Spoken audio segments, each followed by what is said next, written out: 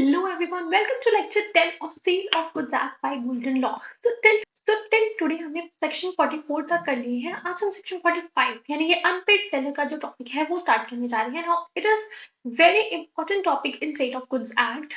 So without wasting any time, let's start with our video.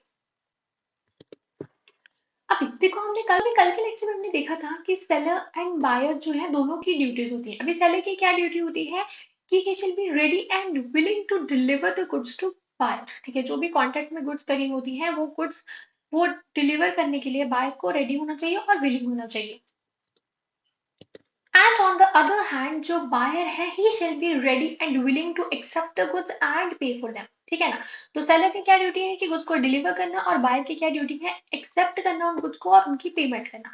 अभी मान लो कि जो बायर है वो गुड्स की पेमेंट करने के लिए रिफ्यूज कर रहा है. ठीक है, he is not paying for the goods. तो उस केस में जो सेलर है उसके पास एक तो राइट होता है कि वो कॉन्ट्रैक्ट को रिपीटेड कर सकता है, खत्म कर सकता है, कैंसिल कर सकता है.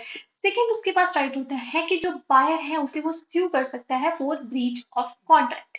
एंड थर्ड सेक्शन 45 टू 54 जो है under sale of goods act वो अनपेड सेलर को कुछ राइट्स देती है. ठीक है, तो आज के लेक्चर में हम वो राइट्स जो है वो करने वाले हैं. अभी सेक्शन 45 जो है वो हमें अनपेड सेलर की डेफिनेशन बता रहा है. ठीक है, अभी सेक्शन 45 क्या कह रहा है कि अनपेड सेलर कौन होता है. Seller of goods is deemed to be unpaid seller. तो सेलर ऑफ गुड्स को अनपेड सेलर कब माना जाता है जब whole of the price has not been paid और टेंडर्ड. तो जब उसे पूरी जो पेमेंट है उसका पूरा प्राइस उसके गुड्स का नहीं मिलता है तो इन दैट केस जो हमारा सेलर होता है वो अनपेड सेलर होता है. ठीक है, तो उसे अगर फुल पेमेंट जब तक नहीं मिलती है तब तक जो सेलर है वो अनपेड सेलर ही रहता है. अभी 100 रुपए अगर बायर ने उसे देने हैं तो अगर उसमें उसे जब तक उसे पूरे 100 रुपए नहीं मिल जाते तब तक वो अनपेड सेलर रहता है, चाहे उसके 10 ही क्यों ना रह गए. ठीक है, तो जब तक उसे पूरा प्राइस नहीं मिलता है, ठीक है, फुल प्राइस नहीं मिलता है या फिर पार्ट ऑफ प्राइस नहीं मिलता है, दोनों ही केसेस में जो अनपेड सेलर है वो जो सेलर है वो अनपेड सेलर ही रहता है. Second, when bill of exchange or other negotiable instrument has been received, ठीक है, जब negotiable instrument या फिर कोई bill of exchange जो है वो seller रिसीव करता है पर वो डिसऑनर हो जाता है.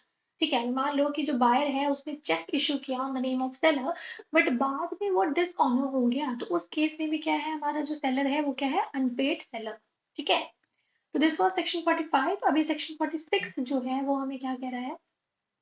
Next we have section 46. अभी सेक्शन 46 क्या है अनपेड सेलर की राइट हमें बता रहा है. ठीक है, तो subject to the provisions of this act and of any other law for the time being in force. तो इस प्रोविजंस के अकॉर्डिंग और कोई और लॉ के प्रोविजंस है उनके अकॉर्डिंग जब तक प्रॉपर्टी अगर बायर को पास नहीं हुई, ठीक है, अगर बायर को प्रॉपर्टी पास नहीं हुई तो अनपेड सेलर जो है ये वाले सारे राइट जो है वो एक्सरसाइज कर सकता है. ठीक है ना.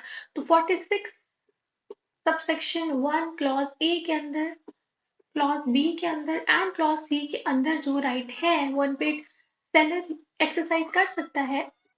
बट कंडीशन क्या है कि जो प्रॉपर्टी है वो अभी पास ना हुई हो बायर को. ठीक है, तो फर्स्ट कौन सा राइट है. ठीक है, तो फर्स्ट राइट क्या है राइट टू लियन. सेकंड है अगर इंसॉल्वेंट हो जाए बायर तो गुड्स को ट्रांजिट. ठीक है ना, तो ट्रांजिट में गुड्स को रोक सकता है. And third right he have is right of resale. ठीक है, देन सेलर्स लियन. ठीक है, तो 47 से 49 तक जो है राइट टू लियन की प्रोविजंस दी हुई है अंडर सेल ऑफ गुड्स. तो 47 सेक्शन क्या कह रहा है राइट टू लियन के बारे में बता रहा है. लियन क्या होता है. देखो, लियन बेसिकली राइट होता है सेलर के पास. अभी राइट ऑफ लियन में क्या है, लियन बेसिकली सेलर के पास एक राइट होता है कि अगर बायर जो है वो उसको पेमेंट नहीं कर रहा उसकी प्राइस की तो उस केस में जो सेलर है वो गुड्स की पोजीशन को रिटेन करके रख सकता है. वो सेलर को उसकी जो पोजीशन है वो ही नहीं देगा. ठीक है ना. देखो, राइट ऑफ लियन जो है सेक्शन 47 के अंदर दिया हुआ है. लियन मतलब कि right to retain position until payment. तो सेलर इसमें क्या करता है कि जो पोजीशन है गुड्स की उसे रिटेन कर लेता है, अपने पास रख लेता है और जब तक बायर उसे पेमेंट नहीं करता वो पोजीशन जो है वो बायर को नहीं देता. ठीक है, तो lien is the right to retain position until payment. तो जब तक जो सेलर है उसे पेमेंट नहीं मिलती है तब तक जो सेलर है उसके पास राइट होता है पोजेशन को रिटेन करने का। ठीक है, अभी अनपेड सेलर जिसके पास उसके गुड्स की पोजेशन है, वो पोजेशन को रिटेन कर सकता है इन 3 केसेस के under. 47 subsection 1 clause A, clause B, clause C में ये केसेस दिए हुए हैं कि किन किन केसेस में, किन किन कंडीशंस में जो राइट है वो सेलर रिटेन कर सकता है। तो when the goods have been sold without any stipulation to credit, तो इसका मतलब क्या है कि without any stipulation to credit मतलब कि कोई कंडीशन नहीं है कि सामान जो है वो क्रेडिट पे बेचा गया है, यानी कि जो गुड्स हैं वो कैश बेसिस पे अगर बेची गई हो तो उस केस में जो सेलर है उसके पास राइट होता है कि वो पोजीशन को रिटेन कर सकता है। ठीक है, देखो हमने सेक्शन 31 पढ़ा था, 32 पढ़ा था, सॉरी। ठीक है, देखो हमने सेक्शन 32 पढ़ा था, वहां पे क्या लिखा गया था, वहां पे क्या दिया गया था कि जो पेमेंट है और जो पेमेंट है और जो डिलीवरी है वो कॉन्ट्रेंट कंडीशंस होती हैं। ठीक है, the seller shall be ready and willing to the seller shall be ready and willing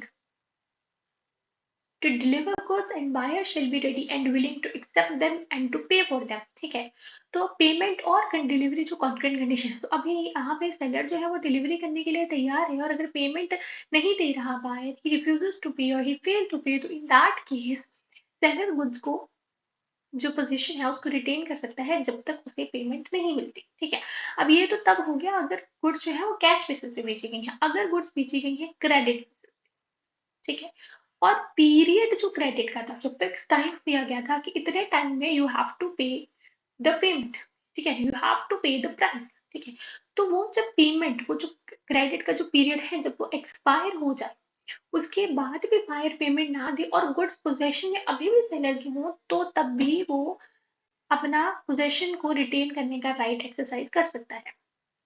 for example अभी मान लो कि जो ए है उसने बी को एक घोड़ा सेल किया। ठीक है, अभी वो सेल किया था 1 अप्रैल को, 15 अप्रैल तक उसका जो था क्रेडिट का पीरियड था। अभी 15 अप्रैल तक बी को ये लिखा था तुम जब भी चाहो आके अपने गुड्स की जो डिलीवरी है वो लेके जा सकते हो, लेकिन बी नहीं है 15 अप्रैल तक। अभी अगर 15 अप्रैल के बाद 16 अप्रैल को बी आ रहा है गुड्स की डिलीवरी के लिए, तो यहाँ पर जो ए है वो मना कर सकता है कि तुम्हारा जो 15 दिन का पीरियड था, जो तुमने क्रेडिट पीरियड कहा था, वो तो अब खत्म हो चुका है। तो अभी इधर यू हैव टू पे, only then I can give you the position, otherwise I can retain the position। ठीक है ना। then next buyer becomes insolvent। अब इसमें क्या होता है कि अगर गुड्स जो है वो क्रेडिट बेसिस पे बेची गई है और क्रेडिट का पीरियड भी अभी तक एक्सपायर नहीं हुआ है, लेकिन उससे पहले जो बायर है वो इंसॉल्वेंट हो गया। इंसॉल्वेंट मतलब जो अभी अपने जो ड्यूज वगैरह है वो पे नहीं कर सकता, तो उस केस में भी जो सेलर है उसके पास राइट होता है कि वो पोजीशन को रिटेन कर सकता है। ठीक है, तो 3 केसेस कौन-कौन से हैं कि पहला तो कि कैश बेसिस पे बेचा गया है तो उस टाइम पे कर सकता है। सेकंड, अगर क्रेडिट पे बेचा गया है, पीरियड एक्सपायर हो गया है, उसके बाद भी अगर सेलर पोजीशन में है गुड्स के तो वो रिटेन कर सकता है।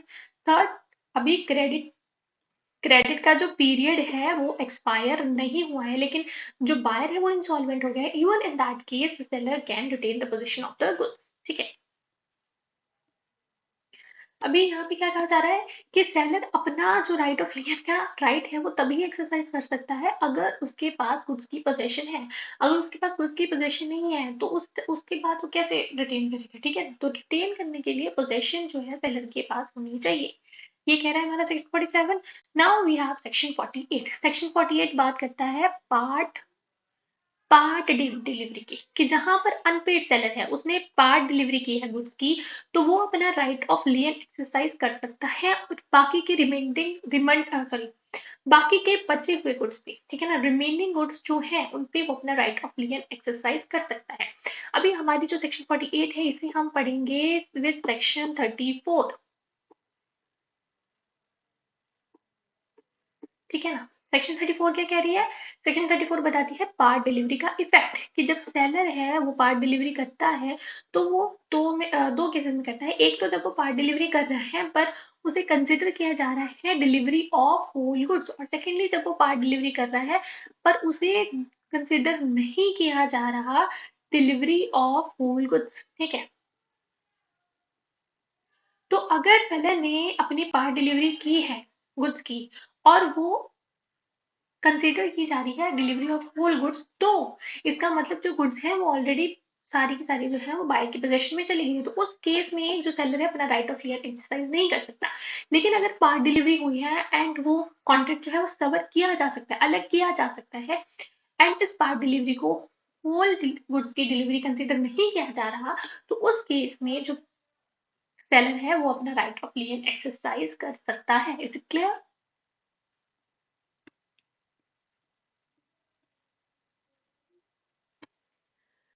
दूसरा, अगर सेलर गुड्स की पार्ट डिलीवरी कर रहा है, ठीक है, और किसी भी सर्कमस्टांसेस में वो बायर को ये चीज शो कर रहा है कि वो अपना लियन जो है वो वेव ऑफ कर रहा है, ठीक है ना, उसका जो राइट ऑफ लियन है वो वेव ऑफ कर रहा है, उस केस में भी उसके बाद रिमाइंडर गुड्स पे सेलर जो है अपना राइट ऑफ लियन एक्सरसाइज नहीं कर सकता, ठीक है ना?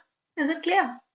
Now next we have is section 49 termination of lien। अभी section 49 क्या बता रहा है कि कहाँ कहाँ किन किन केसेस में किन किन जगहों पे जो लियन का राइट है ना सेलर का वो टर्मिनेट हो जाता है, वो खत्म हो जाता है। तो first by delivery to carrier, जब सेलर अपने गुड्स को डिलीवर कर देता है टू कैरियर या फिर किसी और बिल्ली को for the purpose of transmission to the buyer, ठीक है, कैरियर को दे दिए, कोरियर वाले को दे दिए, ट्रांसपोर्ट वाले को दे दिए, रेलवे में दे दिए, कहीं दे दिए, किसी भी कैरियर में दे दिए, इस पर्पस से कि वो जो गुड्स है वो बायर को ट्रांसमिट हो जाए, ठीक है, या फिर किसी और बिल्ली को दे दिए इस पर्पस से कि जो गुड्स है वो बायर तक पहुंच जाए।